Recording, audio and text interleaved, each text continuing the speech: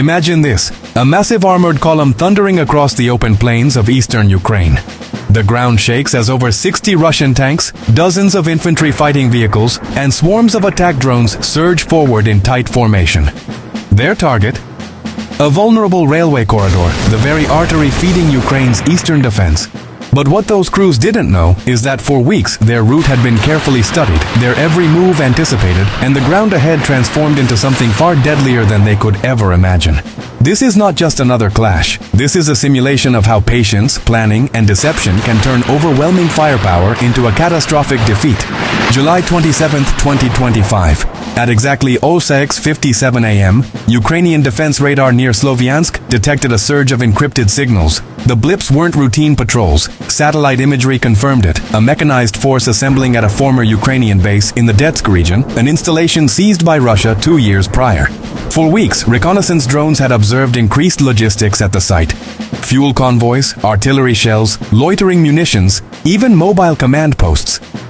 All signs pointed to one thing. A major offensive was imminent. The Russian spearhead formed up. Nearly 60 upgraded T-90M tanks.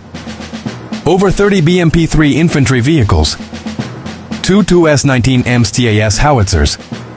Roughly 600 mechanized infantry. More than 70 Lancet and QB drones hovering above. This wasn't a raid. It was a regimental-scale strike force designed to smash through Ukraine's defenses and sever the Chromatin railway line. If successful, supply chains feeding an entire sector of the front would collapse.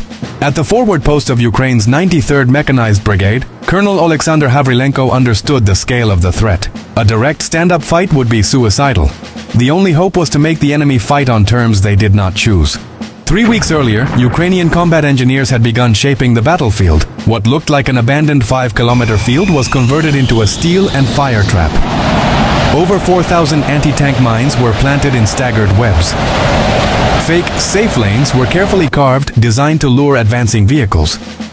Underground sensors linked by fiber optic cable gave defenders precise control over when to trigger explosives. Parallel to the road, a drainage ditch offered perfect cover for infantry equipped with javelins, Stugna Ps, and heavy machine guns. To the south, a forgotten service road was cleared for a hidden armored flanking maneuver. From the air, the terrain looked harmless.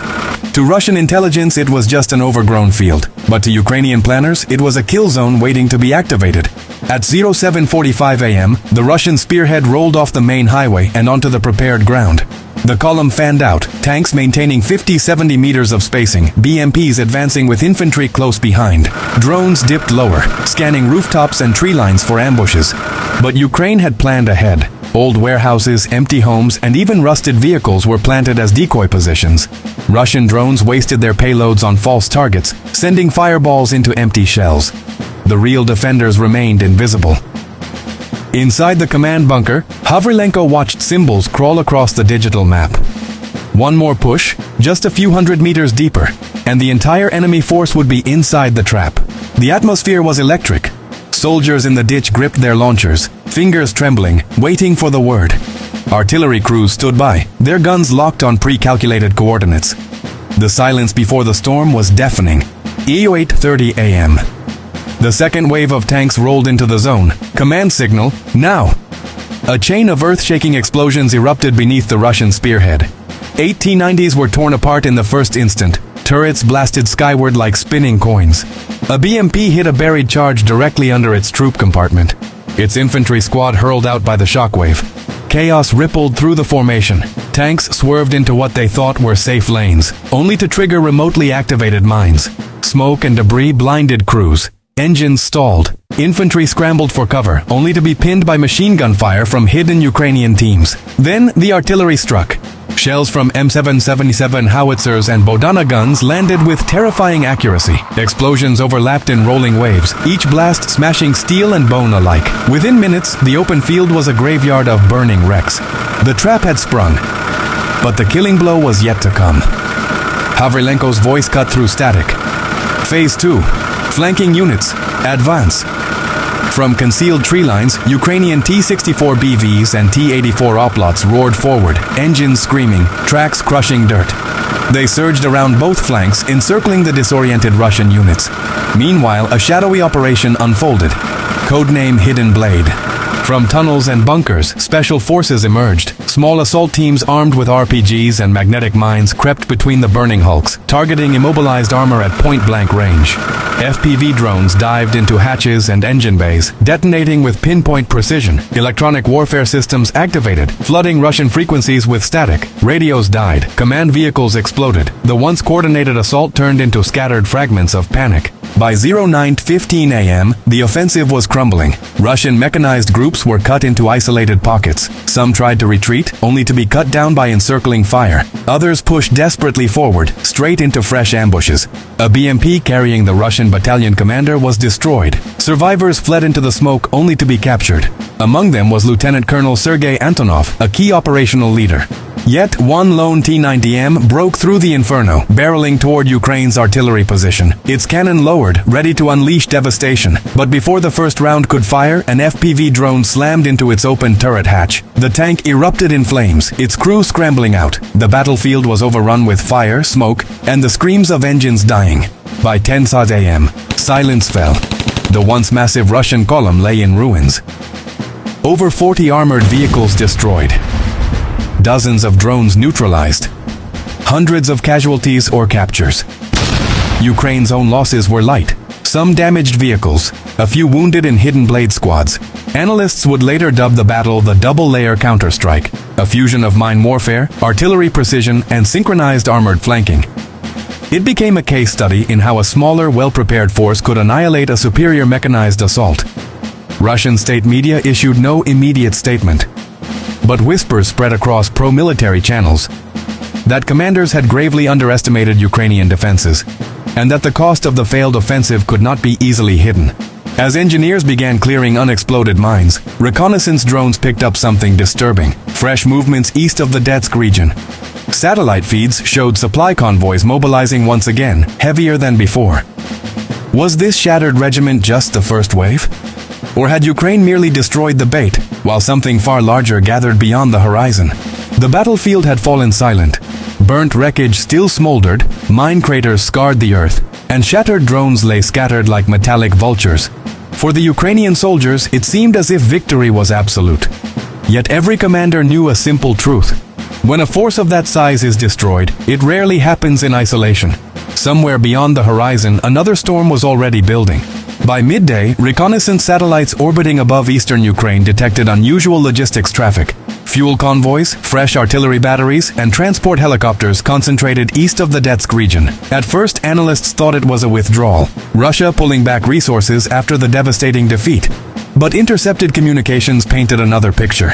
Encrypted chatter revealed references to Operation Iron Torrent. Not a retreat, a second wave. At forward headquarters, Colonel Havrilenko studied the grainy drone feed. Smoke still rose from the ambush site, but beyond the haze, armored shapes could be seen staging in the distance. He leaned back, silent, calculating. The kill zone had worked to perfection, but could it hold against a second regiment, or even two? By 15:00 hours, reports confirmed it. Another mechanized group, possibly twice the size of the morning force, was on the move. This time the composition was different. T-14 Armata prototypes spotted among the T-90s. Additional BMPT Terminator support vehicles providing anti-infantry firepower. Mobile Pantsir S-1 air defense units likely to neutralize Ukraine's drones. And for the first time, evidence of long-range glide bombs deployed from Su-34 strike aircraft circling far behind the lines. Russia was no longer probing.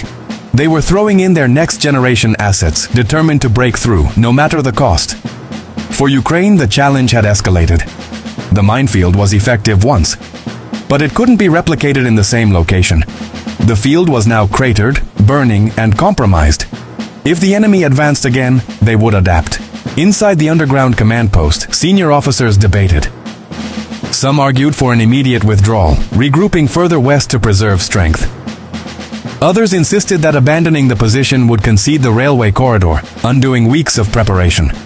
Havrilenko listened, but remained silent until the room quieted. He then traced his finger across the digital map, circling an area south of the previous ambush site. A low ridgeline, thick forest, a series of dry riverbeds.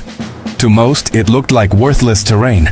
But to a seasoned commander it offered something priceless: concealment, funneling points, and natural barriers. His voice was calm, almost cold. "We don't run.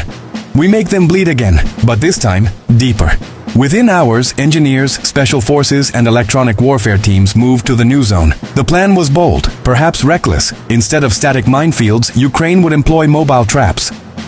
FPV drone swarms were preloaded with explosive charges, hidden in barns, trenches, even inside gutted vehicles.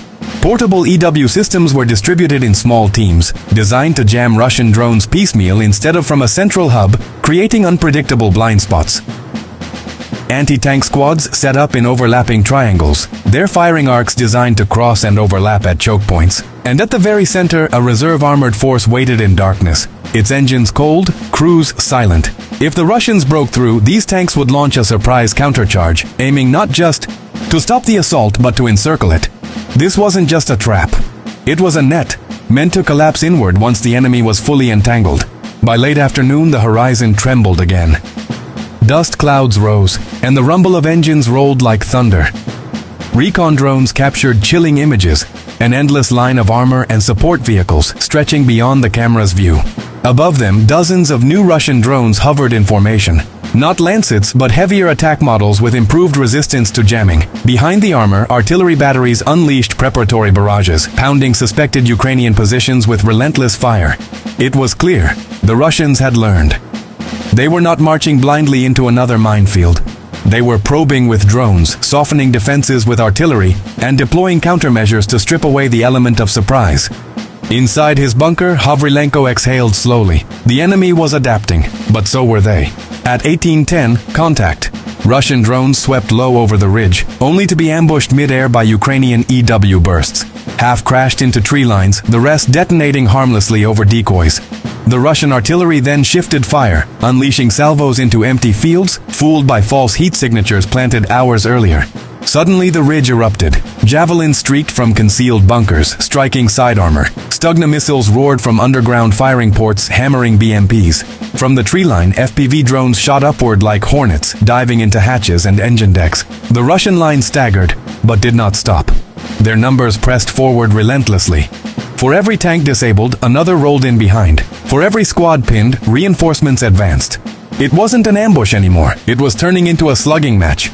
As night began to fall, both sides locked in a brutal contest. Fires illuminated the ridgeline like a burning horizon. Ukrainian defenders fought with precision, but exhaustion was setting in. Ammunition ran low. Some FPV units had already expended their drones. And still, the Russian column pushed forward.